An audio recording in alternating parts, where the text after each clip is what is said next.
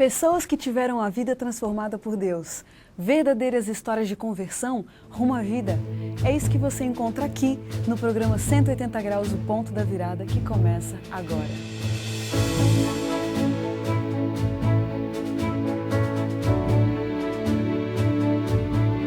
Quando sentimos o toque de Deus na vida, uma mudança acontece.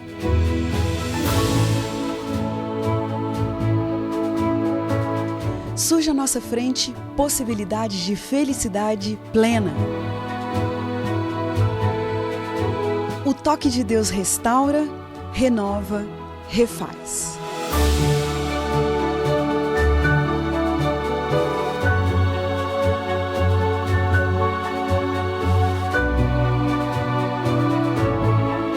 Hoje conheceremos uma pessoa que experimentou essa graça maravilhosa. Ela vai nos contar sobre essa mudança de 180 graus que lhe trouxe paz.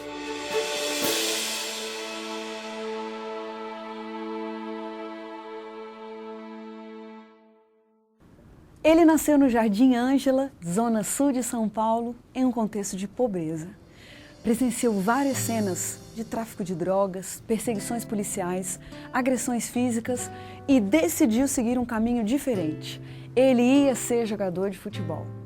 Incentivado pelo pai, Diego Neves de Carvalho, logo aos 9 anos, ingressou na escolinha de futebol do São Paulo Futebol Clube e teve a oportunidade de atuar ao lado de jogadores que hoje são muito famosos. Jogou a Taça São Paulo de 2004 e, em seguida, fez uma bateria de testes no estádio da Portuguesa e passou a compor o elenco do clube para a sua idade. Curiosamente, nessa mesma época, ele passou a sentir sede de Deus e começou a estudar a Bíblia sozinho.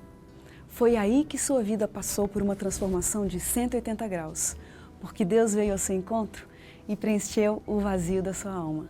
Os detalhes dessa história a gente conhece agora, porque o Diego está aqui com a gente. Diego, que bom que você está aqui. Diego, qual é a profissão dos seus pais? Olha, meu pai ele é motorista, só que agora ele é aposentado. E a minha mãe ela trabalha em casa de família. Qual que foi assim o contexto da sua infância? Fala um pouquinho pra gente das suas raízes. Olha, a minha infância ela foi exatamente aquilo que você falou mesmo. Eu nasci no Jardim Ângela, Zona Sul, uma região bastante humilde, periferia.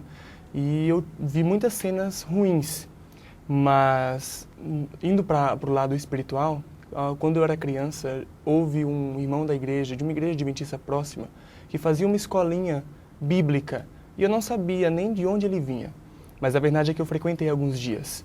E essa foi talvez a primeira semente que eu tive com a palavra de Deus. Que outras influências religiosas você teve na sua infância? Olha, a minha família ela era, na verdade, grande parte ainda é católica protestante, católica tradicional, perdão. Né? E foi essa influência que eu tive basicamente. Eu fui batizado aos 3 meses de idade numa igreja católica. Aos 10 anos eu iniciei o curso de catequese, tomei a primeira comunhão. E aos 15 anos de idade eu iniciei o curso de crisma, na igreja católica também. Só que esse curso eu não terminei. Tá. Agora, fala pra gente um pouquinho com relação assim ao seu interesse por essa coisa do futebol, né? Você tinha esse sonho já desde criança? Olha, eu me interessei bastante pelo futebol a partir de 98, por ocasião da Copa do Mundo que teve na França, né? E então meu pai falou, olha Diego, por que você não tenta ver se dá certo? Você tinha quantos anos? Na Copa eu tinha 8, mas aos 9 anos eu comecei a jogar na escolinha do São Paulo Futebol Clube. Não é a categoria de base ainda, mas é uma escolinha. Então eu treinava lá 2 dias por semana, me esforcei bastante, joguei ali por 4 a 5 anos, mais ou menos. E quando eu completei 14 anos, entre 13 e 14, eu fui para o Estrela da Saúde Futebol Clube, que fica numa região próxima ao Jardim Ângela. E lá eu tive a oportunidade de conhecer essas pessoas que você disse, né? Por exemplo, o Denilson, que hoje joga no São Paulo, e o Leandro Damião, que a gente só conhecia como Leandro na época, que ele é jogador do Inter da seleção. Quer dizer, você estava disposto a levar a sério mesmo essa coisa de futebol, né? Qual que era a sua disciplina com essa coisa do futebol? Olha, o futebol ele me ensinou muita coisa para a vida. Eu imagino. A disciplina que eu aprendi no futebol, de acordar cedo, de dar as voltas no campo, de fazer os exercícios, a parte física, a parte tática. Isso me ensinou muito para a minha vida depois. Eu pude me tornar mais disciplinado, mais rigoroso comigo mesmo. Isso tem me ajudado bastante. Com relação, falando sobre as influências religiosas, né? Você orava, você lia a Bíblia, você pedia a Deus ajuda para essa sua etapa de ser jogador de futebol? Qual que era o seu relacionamento com Deus nessa época? Olha, é muito interessante porque o meu pai, ele sempre foi mais fervoroso do que o resto da minha família. E católico, e então eu acompanhava bastante as missas e eu comecei a frequentar praticamente todas as missas que tinham na igreja perto da minha casa. E, inclusive, quando iniciava um jogo, eu tinha o costume de entrar com o pé direito, colocar a mão no gramado ou na terra, né, quando eu jogava na terra, e me benzer por 3 vezes. Era um hábito que eu tinha, de rezar sempre, pedindo que Deus me ajudasse, me abençoasse e também me ajudasse a conseguir ser um jogador de futebol, que no meu entender era esse o objetivo mais nobre de vida que eu podia ver. O que você sonhava para o seu futuro? Eu sonhava em me tornar rico, em ajudar minha família, em dar uma fazenda para o meu pai, e basicamente o que todo jogador hoje sonha fazer. Entendi. Você naquela época conhecia os adventistas do sétimo dia? Olha, eu tenho uma tia que ela é adventista há um bom tempo, mas eu não tinha muito contato com ela em assuntos religiosos. Eu gosto muito dela, mas a gente não conversava muito sobre isso. Ela chama Adriana. E um tio também, que ele se batizou na igreja adventista logo depois, e esse tio, ele me convidava vez ou outra para ir à igreja. Só que eu treinava durante a semana e aos sábados, que é o momento de culto mais especial na igreja adventista, eu tinha jogo. Então eu não faltava aos jogos, mas faltava à igreja. E aí então eu frequentava a igreja no JA, culto de jovens no sábado à tarde. Então você se interessou? Eu me interessei. Só que assim, essa parte ela foi um pouco depois. É porque antes eu senti que eu precisava me aproximar mais de Deus. Eu não sei explicar como. Então, era isso que eu queria saber. Eu queria que você me explicasse. Você tinha o quê? 14 anos nessa época? 14 anos. Pois é, mas não é curioso a gente pensar num garoto de 14 anos ter vontade de conhecer a Deus? Olha, realmente eu só posso atribuir isso ao poder de Deus. Deus realmente é maravilhoso, Cleriane, porque eu não consigo entender exatamente como isso aconteceu, mas a verdade é que eu comecei a estudar a Bíblia por mim mesmo. Eu não tinha base para isso, mas eu comecei a pesquisar. Eu pesquisei a Bíblia, pesquisei religiões e durante o curso do Crisma, eu cheguei à conclusão de que aquele talvez não seria o lugar onde segue exatamente o que a palavra de Deus pede. E então eu fui tirar as minhas dúvidas com os ministros e posteriormente com o padre. Minhas dúvidas não foram tiradas. Então eu decidi que não seria mais católico. E então eu comecei a pesquisar as religiões, pesquisei as doutrinas. E uma por uma eu fui eliminando, uma por uma. Mas ainda ali com 14, 15 anos? Com 14, 15 anos. Que curioso isso, Eu não Diego. tenho cultura de leitura. É mesmo? Seu pai lia a Bíblia em casa? Não. Você via seu pai buscando sobre religiões? Não, é o poder de Deus. Você tem irmãos? Eu tenho um irmão que nasceu quando eu tinha 12 anos. É mesmo? Então ele era um bebezinho nessa época. É muito curioso essa história. É o que você disse mesmo, só pode acreditar isso é o poder de Deus, né? Sim. E isso coincidiu com essa época que você fez os testes no estádio da Portuguesa? Coincidiu. Foi exatamente na mesma época. E o que aconteceu? E aconteceu que eliminando todas as religiões, eu encontrei a igreja adventista, no meu entender, como a única igreja que seguia exatamente aquilo que a Bíblia pedia.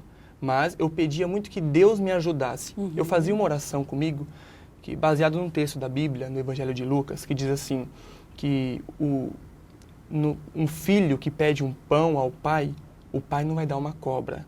E eu aplicava isso para a minha vida pensando, se eu estou pedindo para Deus me iluminar o caminho da verdade, o caminho correto, eu tenho certeza que Ele não vai iluminar o caminho da mentira, o caminho que não é o correto. E você pedia com sinceridade? Com toda a sinceridade do meu coração. E até que chegou o momento em que eu entendi que eu deveria frequentar a igreja adventista. E aí voltamos àquele ponto, que eu frequentava a igreja aos sábados à tarde e domingo à noite, por não poder ir ao sábado de manhã. E aí? Então, e aí que eu aceitei estudar a Bíblia, recebi um estudo bíblico de um irmão da igreja. O meu tio, por influência do meu tio, ele me convidava, eu aceitei o convite da igreja e ele me ofereceu também um estudo bíblico. E no estudo bíblico foi só confirmando aquilo que eu já tinha recebido de resposta em oração de Deus. Mas paralelamente você continuava com os treinos e a sua carreira ia progredindo. Ia progredindo. Os passos iam sendo dados. Iam sendo dados.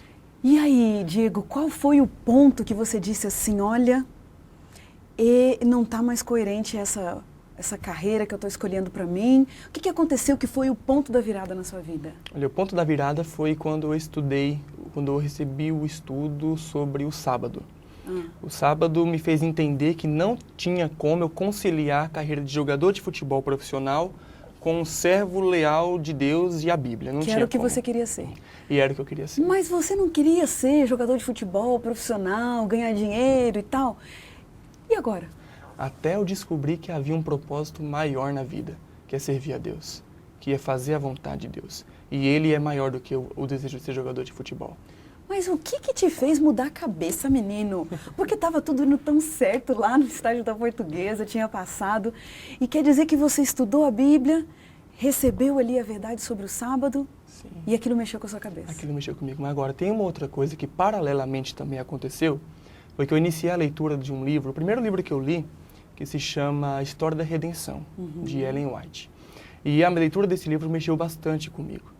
E, inclusive, eu tive dificuldades para ler na minha casa. Minha mãe hoje ela é adventista, ela é batizada, graças a Deus. Mas na época ela não permitia que eu lesse o livro. Eu tive que ler o livro dentro do banheiro da minha casa. Olha. Mas por que eu estou falando isso agora? Porque o final da leitura deste livro coincidiu exatamente, deixa eu só pegar um papel que vai ter bastante a ver, com a minha troca de fé. E eu li nesse livro uma frase, e eu escrevi aqui, nesse papelzinho que é original. A minha troca de fé não é por impulso nem fanatismo, e sim superabundante evidência. Isso foi dia 14 de novembro de 2005. É mesmo? Às 18h40 da tarde. Que curioso, você documentou, quis documentar. Documentei, não sei porquê, mas talvez Deus já sabia de que hoje talvez estaria aqui contando isso para outras pessoas. Que curioso, Diego. Bom, fala pra gente o que uma cicatriz no seu pulso tem a ver com a sua conversão. Olha, tem bastante a ver. Aconteceu que eu me lembro com bastante clareza do último jogo que eu disputei com esse desejo de ser jogador de futebol. Foi dia 16 de julho de 2005, isso era um sábado, e eu saí de casa 9 horas da manhã para ir para o Estrela da Saúde. E o jogo ia ser pela Taça São Paulo. E nesse jogo eu lembro que enquanto eu ia para a igreja, para o jogo, eu vi um casal de irmãos que ia para a igreja. E nós nos cruzamos, eu olhei para eles e eu ouvi a voz de Deus, Cleriane. Deus falou assim: meu filho, o seu lugar não é no campo, o seu lugar é com eles, é ir para a igreja. Olha. E ali então eu praticamente ignorei a voz de Deus e segui para o jogo, para o compromisso que eu tinha assumido. E fui para o jogo e nesse jogo eu lembro que nós ganhamos, inclusive, eu fiz até um gol, eu jogava de defensor, mas eu fiz até um gol, por acaso, né? E aconteceu que o momento mais importante deste jogo foi no final. Quando já estava praticamente acabando, eu fui disputar uma bola com o adversário e na hora em que eu fui correr para disputar com ele na corrida, eu escorreguei. E quando eu escorreguei, eu não caí, mas eu apenas apoiei a mão no chão, apenas para poder levantar novamente e continuar a corrida. E nesse momento, antes de eu tirar a mão do chão para continuar a correr, ele pisou na minha mão. Olha. Ele pisou com uma chuteira de campo que tem um cravo considerável, né? E então dali eu não levantei mais, eu caí no chão e machucou bastante. Eu saí, fui substituído e fui direto para o hospital. E enquanto eu ia para o hospital com o meu pai estava assistindo aquele jogo, eu estava sozinho no banco do ônibus e eu comecei a chorar. Eu comecei a chorar porque eu sabia, eu tinha certeza que eu nunca mais ia voltar para o campo de futebol. Poxa, que bonito, Diego. Eu tinha certeza. Vamos dar uma paradinha na nossa conversa, um minutinho? Como você pode ver, um momento decisivo na vida do Diego. Mas e agora? Algumas perguntas ainda ficam para o próximo bloco. E a reação dos pais? E a carreira? E os estudos? Essas respostas a gente tem daqui a pouquinho, depois do intervalo.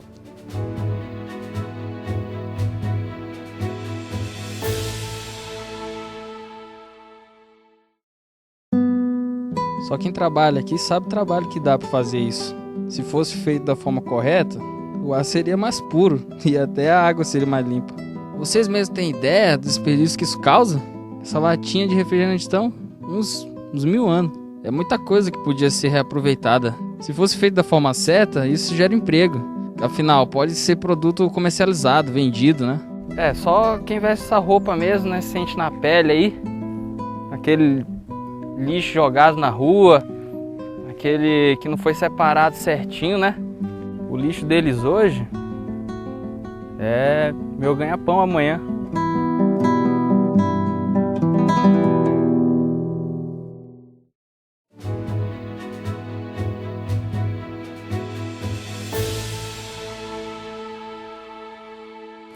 programa 180 Graus, o Ponto da Virada, está de volta. Quem está com a gente hoje é o Diego Carvalho e ele vinha contando no bloco anterior de um momento decisivo em sua vida, onde ele abandonava o sonho de ser um jogador profissional de futebol por causa de suas convicções religiosas. Diego, naquele dia quando você se machucou no campo, seu pai te levava para o hospital, o que ia passando na sua cabeça? Olha, o que passou na minha cabeça o tempo todo foi de que aquele tinha sido o meu último jogo como um futuro jogador de futebol, se assim eu posso dizer. Olha, o que seu técnico disse para você? Olha, eu fui para o hospital direto e, paralelamente, enquanto eu jogava no Estrela da Saúde, eu também treinava na Portuguesa, como disse antes. E na terça-feira seguinte, eu fui até o CT da Portuguesa e fui conversar com o meu treinador. Eu expliquei o caso, eu estava com o braço engessado até o ombro. E então eu disse para ele que assim que eu tirasse o gesso, eu voltaria. Eu ainda estava faltando tomar um pedacinho da decisão. Sei. E eu ainda treinei, inclusive, com o gesso no braço para mostrar disposição, para mostrar força de vontade. Inclusive, até o meu ombro machucou um pouco devido ao peso do gesso e eu estar correndo. E a verdade é que até hoje ele me espera, não voltei mais. Ele disse que você podia voltar. Ele disse que minha vaga estava garantida. Olha, e até hoje ele está esperando.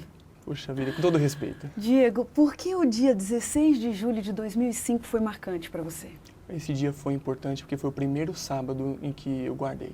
Primeira vez onde eu tive o privilégio de não trabalhar, de não estudar, de não fazer nada que é do meu próprio interesse neste dia, mas sim fazer a vontade de Deus. E qual foi a reação dos seus pais? Como foi chegar para eles e dizer, estou abrindo mão desse sonho, né? Eles investiram tantos anos, e aí? Olha, foi bastante difícil e eu não sei se eu poderia dizer que foi mais difícil para um ou para o outro, porque foi uma notícia que os dois receberam com bastante impacto. A minha mãe, ela, de maneira mais discreta, ela não se manifestou falando muita coisa, mas ela agia. Ela, na hora de fazer comida, ela colocava carne suína dentro do alimento, onde ela não colocava normalmente.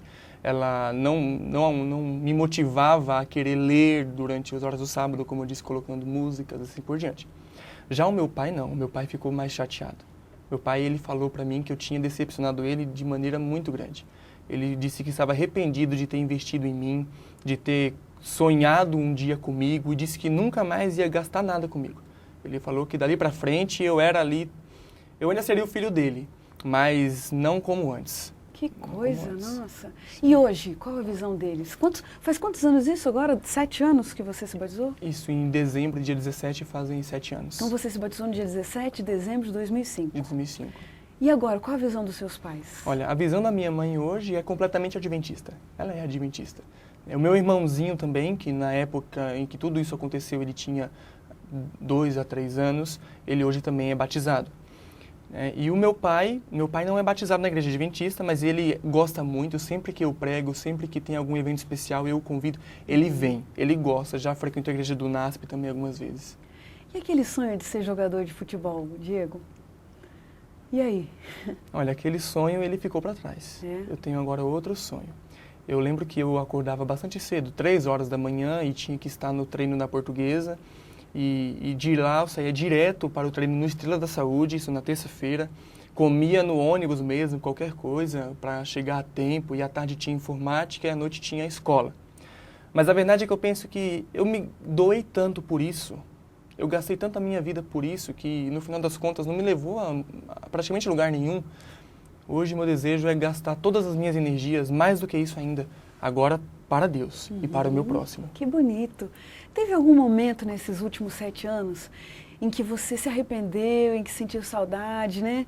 Você vê aí alguns jogadores que jogavam junto com você naquela época e você não pensa, puxa, poderia ser eu ali? Olha, eu confesso que o meu maior sonho era jogar a Copa do Mundo do Brasil, que vai ser daqui 2 anos.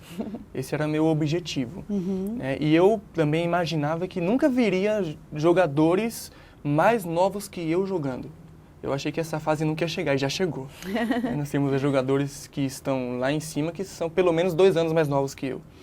E eu vejo, inclusive eu sinto muita satisfação de ver alguns amigos meus jogando.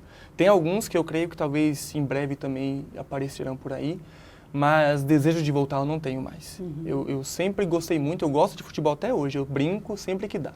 Mas desejo de voltar não, porque o propósito pelo qual eu decidi, o caminho que eu decidi seguir, não tem como eu querer voltar. É, né? Não tem como. Nesses últimos 7 anos, qual foi uma lição muito grande que Deus te ensinou? Olha, Deus, Ele me ensinou que nós fazemos planos, mas o plano dele é maior e sempre melhor. Sempre melhor. Por mais que o meu plano seja bom, não envolva matar, roubar, nem nada disso, mas Deus tem algo superior. Você substituiu a carreira de jogador de futebol por que carreira? Olha, hoje eu tenho a alegria de ser um dos alunos da Faculdade de Teologia, no NASP em Engenheiro Coelho. Depois que eu terminei o ensino médio, eu tentei outra profissão. Meu pai, ele disse para mim que me ajudaria ainda, ele voltou atrás daquilo que ele tinha dito. E eu comecei a fazer administração e também descobri que aquilo não era para mim. Eu falei, Deus, ele tem algo maior. E coisas foram acontecendo que me fizeram entender que o meu lugar era onde eu estou hoje. E então eu decidi colportar, né, trabalhar com livros durante as férias, e então prestar o vestibular para o curso de teologia, que é bastante concorrido. E eu consegui entrar, e hoje estou no 3º ano, graças a Deus. Poxa, então você já é um pastor praticamente da Igreja Adventista. Informação, sim. Entendi. Diego, fala para mim o que você faz para manter, porque a gente percebe mesmo que você é muito convicto dessa mudança e você sabe bem o que você quer para a sua vida, para o seu futuro. O que você faz diariamente para manter essa convicção, para te manter perto de Deus? Olha, se tem uma coisa que eu aprendi, é que longe de Deus não há sucesso na vida espiritual. A comunhão com Deus ela é muito importante. O que significa comunhão com Deus? Olha, eu entendo que se eu não gastar alguns minutos ou horas por dia ajoelhado falando com Deus e lendo a Bíblia, possivelmente eu não alcançaria o sucesso que eu tanto desejo. Então isso eu entendo que seja comunhão, é eu passar tempo com Deus, passar tempo com Deus orando, lendo a Bíblia, estudando a Bíblia e aplicando isso para a minha vida pessoal. Você faz isso todos os dias? Olha, todos os dias. E você ora todos os dias? Todos os dias. Como que você ora, Diego? Olha, O que significa orar para você? Olha, a oração para mim ela mudou bastante de significado de alguns anos para cá, porque antes eu não orava, eu rezava. Agora eu entendo que a oração é uma conversa que eu tenho com Deus. Mas não é uma conversa igual eu estou tendo com você.